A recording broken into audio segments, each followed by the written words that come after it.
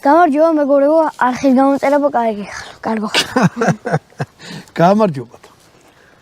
მოკლედ ქოხი წელ მიიწევს ნელა-ნელა. აღარ აქვს ტანჯავთ რა ეხლა მე როგორ ხერხავდა ხეებს ვათრევ. გონი ყელში მიამომივიდა ყელს. მოვიდათ. მოკლედ. რაღაცა შრომა ჩავატარეთ ქოხზე და ეხლა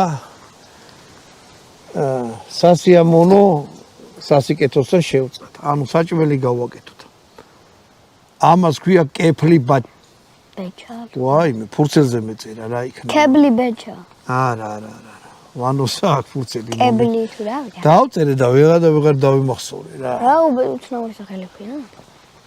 ამ ყველა ჯიბე ნახე და არც ერთ ჯიბეში არ. კებლი ბეჩა. მე მქონია. აი ახლა რასაც ვაკეთებ, მაგაცა ქვია კეფლი ბეჩა. აზერბაიჯანის საჭმელია. ეხლა შეიძლება აზერბაიჯანი მაპატიო კეფლი ბეჩა სწორედ თქვი თუ არ ვიცი, მაგრამ თრალი ქათამი ქვია. ავიღე ქათამი, დედასაც და მამასაც ვფიცა ვარ.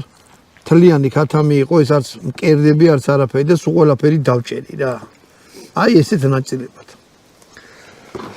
ტყავი გავაცალე, იმიტომ რომ ტყავი არ უნდა რა. წესით ზოგს უყვარს, მაგრამ წესი არ არის და სასარგებლო. მე არ მეყვარს. ეს კოწახურია. ეს არის აი ხორცის უნელებს რო ეძახიან შეზავებული შავი პირპილი. ისა რა ქვია?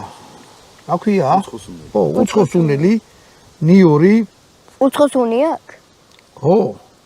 წვანე ხახვი, კარაკი და მარილი. ამ საქმეს მეტი არაფერი არ უნდა და უნდა ესეთი ტაფა. ცოტა დაგვიჟანგდა ტაფა, კაი ხანი აფერ გავიკეთე, მაგრამ ბატონო დავით, ჟანგით არის გემრიელი, დამიჯერე რა. ნაჭამი მაგ ჟანგი. აბარა. სახურავი უნდა.